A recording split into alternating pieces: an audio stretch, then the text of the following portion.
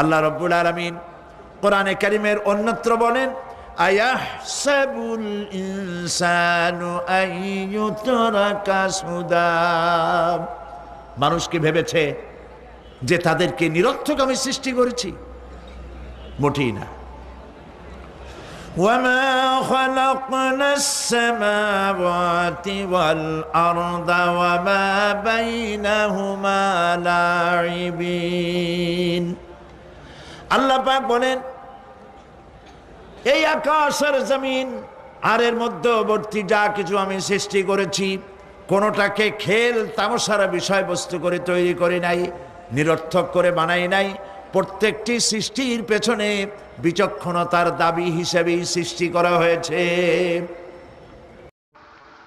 قل لو كان البحر مدادا لكلمات ربي لنفد البحر قبل أن تنفد كلمات ربي ولو جئنا بمثله مددا।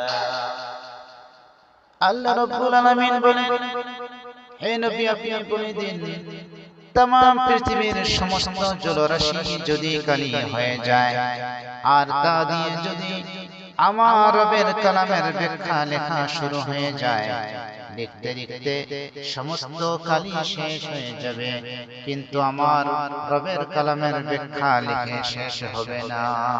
বলুন।